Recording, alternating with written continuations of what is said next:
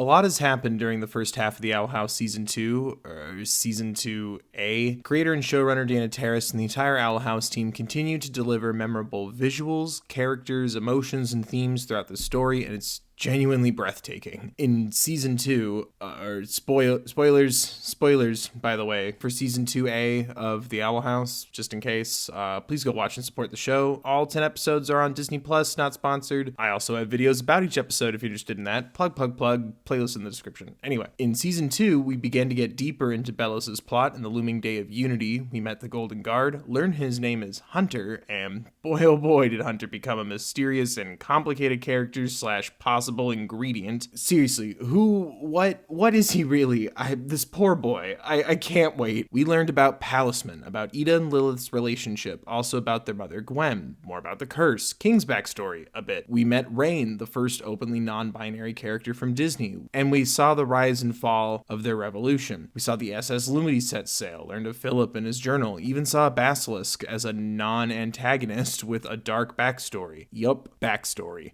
For one of the scary monsters. Hell yeah. Yet, I keep seeing a discourse growing in the Owl House world and my brain surrounding what we learn from the Season 2 midpoint, Yesterday's Lie. Specifically, Luce's mom Camila, the possible realities of reality check camp being put in question, whether or not it was a good idea after all, and the gut-wrenching final moments of the episode where a tear-filled Camila begs a fading Luce to promise to never leave the human world again should she ever find a way home. I want to be clear, this video isn't meant to imply that anyone is wrong, either in your theories nor how you feel, but maybe give more to consider on the topic of Camila and the camp. We've seen now that the Owl House contains themes that are more complex than mom good / mom bad, but we as people are also complicated. I don't want to get into the psychology of what we as an audience bring to any product, but there is a lot to look into regarding both Camila and this camp she was going to send Luce to in the pilot. This particular character and theme seems to strike a chord with people, myself included, and I wanted to take the time to think and talk about both the camp that looks corrective and Camila as a character. Obviously, at some point, we will get more direct answers and things will be clearer in the future. So if it turns out Luce's mom is actually Emperor Bellos or something, I hope this video still gives you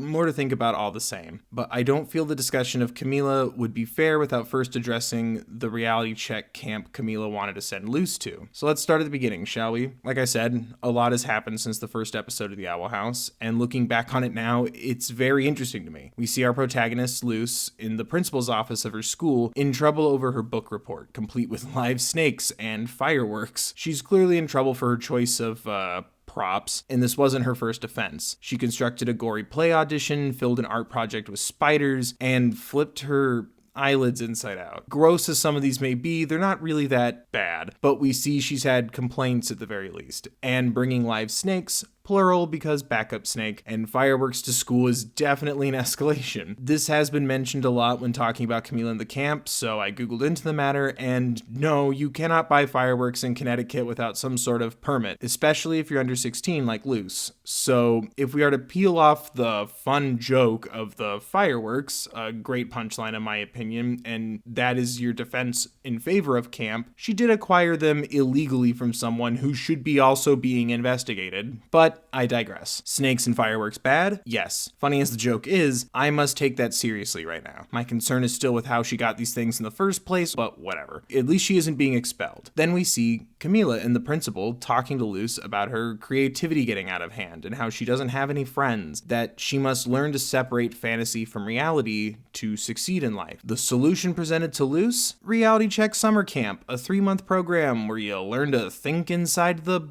box.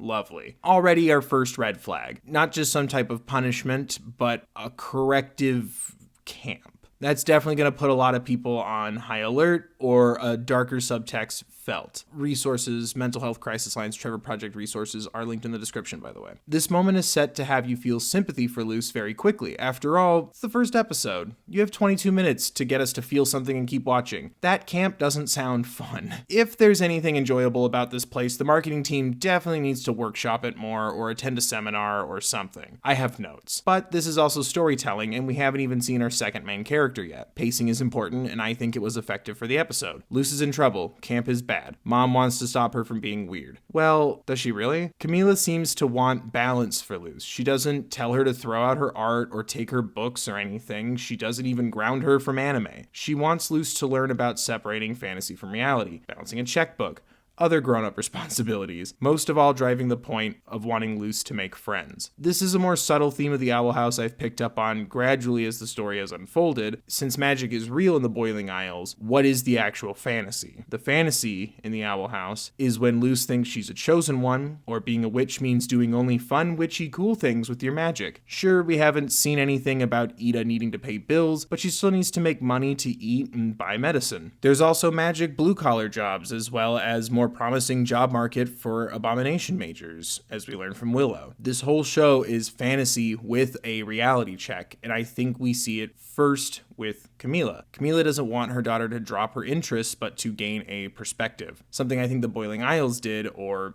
is doing, for Luz far better than any camp would. As we see Luz waiting for the bus to camp before her fateful meeting with the cuteness Albert, her attitude and demeanor change drastically. She throws out her favorite book as her mom tries to reassure her, and we get the first major perspective change from the pilot to present. Camila leaving for work and Luz needing to take the bus. We know now from yesterday's lie that something changed when Luz left and V took her place. Camila was able to get the day off from work and give Luz a ride to camp. She can even listen to her favorite songs along the way. This already changes the dynamic drastically. It adds information, but it also, in and of itself, is a reality check within the fantasy story. Camila is a single working mother. We have no information currently on Luz's father or any of their family structure, but Camila is a veterinarian and needed to work instead of taking her daughter to camp. Now, I'm not a parent, so I can't truly speak on parenting, but nobody has ever given me the impression that it's very easy. When my mother was raising me as a single parent, I know there were many difficult situations and choices involved while trying to figure out what's best for me and my needs herself and going to work to provide for both of us. However, we don't even have this information at the point of the pilot. All we see initially is Luz throwing out her book and Camila leaving her all alone, waiting for the bus to take her to this camp, a camp where you are to stop being so weird. A lot of this changes with the current information, and yes, it could change again after this video drops. Right before Camila returns to drive Luz herself, Luz enters the demon realm and ditches camp to become a witch with Ida, King, and Hootie. She makes friends and gets confronted of the realities in her situation. She can't just cast magic, she has to find her own way and work harder than others. She eventually casts her first spell from glyphs, which to me feels like a natural progression from I like making anime music videos and fanfic to learning how to draw or write or create in any sort of medium. I mean, heck, she even starts out tracing the glyphs before eventually drawing circles freehand, which is really impressive. Not only has Luz learned the lesson of having to work harder than expected to achieve a more risky but desired goal, but the importance of practice and determination, a lesson many need to learn for turning any type of passion into a career, artistic or otherwise. We see this a lot in the Owl House. Sometimes we challenge these standards, and that's wonderful, but some things are a set reality. In the first episode of season 2, Separate Tides, we are reminded of the important factor of food and money, and food costing money, and healthcare costing money, even in a land of witches. Luz is also limited to what she can eat, and we learn of Ida's struggle to balance her finances to pay for not only human-friendly items, but apple blood as well as potions. I can't help but see these as magic versions of reality camp. The wonderment of the Boiling Isles and its fantasy elements start to give way over time to its realities. Yes, this is solved in a single episode, but I appreciate feeling that finances factor into their lives. And with Luz unable to return home, Ida steps up those responsibilities despite losing her primary income. A much more interesting reality check than reality check camp, but the same lessons nonetheless. Fantasy mixing with reality seems to be what Luz needs to grow and mature with her weirdness, an outlet for her interests that give way to these realities over enforcing realities in a stifling structure. Think inside the box. These are just 4 elements. Think outside the box. we can turn invisible. Meanwhile, as the Owl House happens, V takes Luce's place while on the run in the human world and goes to the dreaded reality check camp. While we don't see what transpired, this does give us a what-if story to explore while still staying in canon to the story. While yes, V and Luce are certainly different people, it opens up this possibility that Luce could have had a similar experience at camp to what she ends up finding in the Boiling Isles, or at the very least, made friends, even if the camp wasn't good for Luce's development. In Yesterday's Lie, we see V and Luce search for magic items, leading them to have to talk to some teens who also seem to look like some sort of AU, Amity, Gus, and Willow. V shows no fear talking to them, despite Luce's projected histories. Remind you of anyone? And it's revealed V not only knows them, but that they're friends. Cabin buddies. Cabin 7, hooah! This leaves us with the question of, what if the summer camp wasn't as bad as it seemed in the pilot? I mean, we don't get a lot of time to think about it initially, nor do we have much information. We side with our protagonist, and she doesn't want to go, and I don't want her to go, that's that. Which is also, again, effective pilot storytelling, so this isn't a complaint. While it wasn't the reformatory I initially thought it was, something the pilot also put in my mind as we go from a camp brochure to a witch prison in the same episode, I still think camp wouldn't have done for Luz what the Boiling Isles did given the circumstances. She not only didn't want to go, but she promised that she would try to avoid weirdness and being weird. Seeing as these kids are wonderfully weird themselves, Luz might not have had the opportunity to bond like V did. V had a metric ton of other traumas and worries on her mind, but weirdness was not one of them. Or Luz could have connected with these people just as quickly and made friends, possibly find human lumity. Humility? Anyway, that still doesn't guarantee camp would have given her the same tools as being a witch's apprentice, but it's something to consider. I don't think we're meant to know. Again, we might later, but right now, I really like not knowing. It gives us this back and forth what-if regret with a fictional character, making Luz the human so much more human than she already was. We may never know what the best option was, but the show seems to want us to feel that uncertainty. And that's also part of life. Your decisions, your actions, their results or consequences. Could she have found love at camp like she did with Amity? Would Cabin 7 have accepted her and be her friends? Could the checkbook balancing class inspire Luz to pursue her passions and start her own weird business or finally write her fantasy novel? Who knows? Sometimes we get no answers. Cabin 7 Squad did refer to camp as a prison through an exaggeration corrected by V having experienced actual imprisonment, but it seemed the highlight of camp for this group was the friendships they made along the way, not the lessons in checkbooks or public radio appreciation. However, it certainly had an impact on V, as she seemed to take the camp lessons to heart and threw out Luz's things, not only to settle into her new room and new life, but to have a normal life. Something you could easily connect to the camp's themes and Camila's perceived wants for Luz. It would be understandable that V, after being taken in by Camila and being given love and kindness, V would probably want to repay it with perceived obedience, although she could have also thrown everything out due to residual traumas from seeing things every day that remind her of the horrors that she experienced in the Boiling Isles. Fantasy, it does not sound fun from that perspective. But Camila didn't seem happy with these apparent changes in her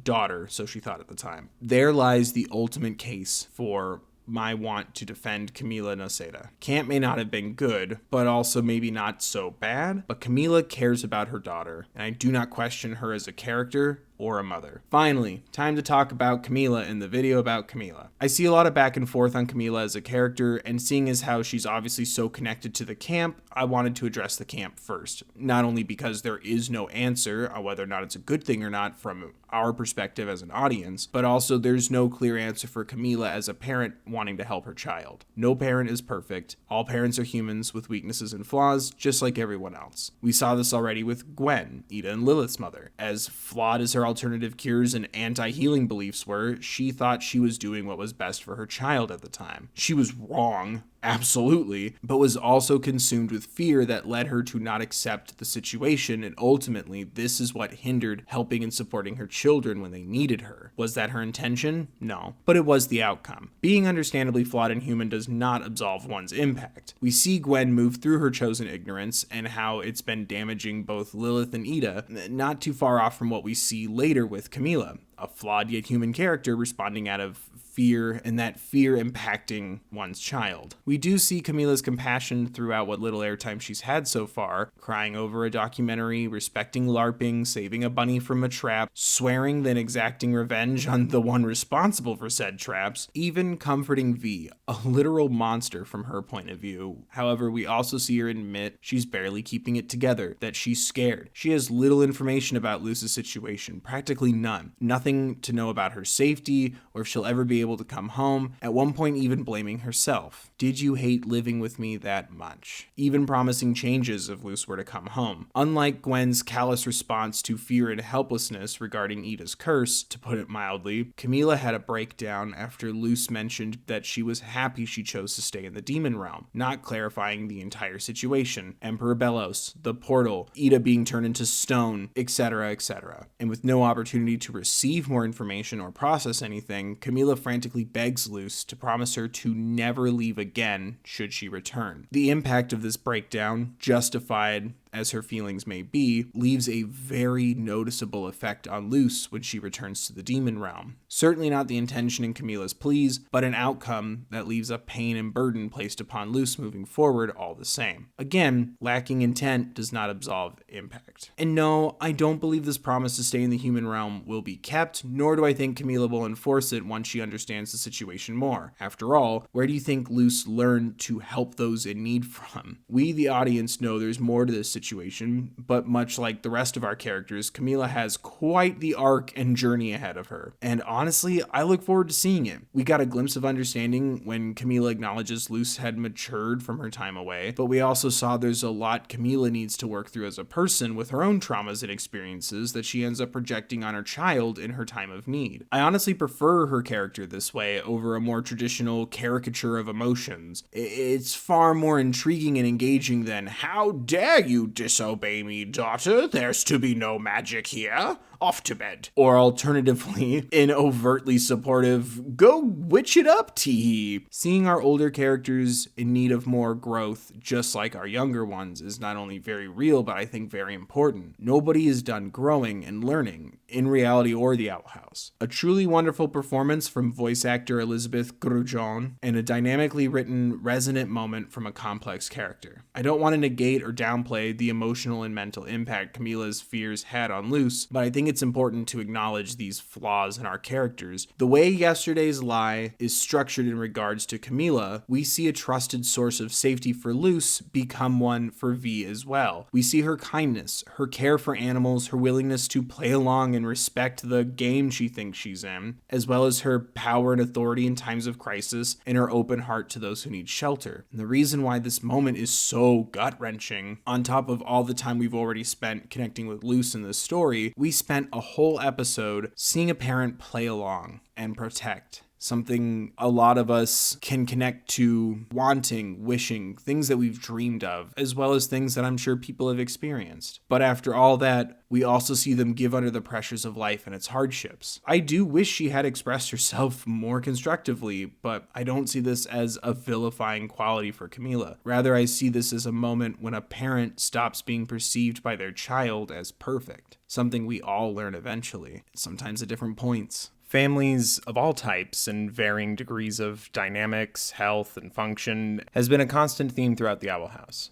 but most prominent in Season 2A so far. King's missing father, Amity's aggressively present parents, Ida's invasive mother, who is also Lilith's dismissive one, Hunter's whole situation with Unky Belos, Luce being disconnected from her mother. They've all been different points of pain and discussion, proving how different we are as people throughout our perspectives and upbringing. Yet, we've also seen how we can shape our own path and find our own chosen families. King changing his name, Amity breaking the evil telepathy crystal thing, Gwen embracing Ida's and now Lilith's situations regarding the curse and beyond, Rain reminding Ida that Luce and King are her kids and responsibility and that they need her. So many beautifully charged moments that remind us that our bonds can run deeper than blood while also not discrediting the impact our families have on us. We've seen so many big or small steps forward for a lot of these situations, and I think that makes the step backwards between Luce and Camila all the more heartbreaking. While I don't see anyone at fault, I do feel that this is a consequence for both Luce and Camila, pending more backstory being revealed in the future, and their relationship. Because I admire and care about both characters, I hope for a resolution, a portal that takes Luce back and forth from the demon and human realm. A whole... sorry, wrong video. Even while making this video, I still can't help feeling an outlet would have been better for Luce than a restrictive or seemingly restrictive correction-seamy camp, which is easier said than done as an observer as well as someone who's never had children. Drawing from personal experiences for a moment, it felt to me like the camp might have been brought up by the school or a different force entirely, almost like a troubled youth kind of thing. Maybe both Luce and Camila weren't at the peak of authority in this decision. Who knows?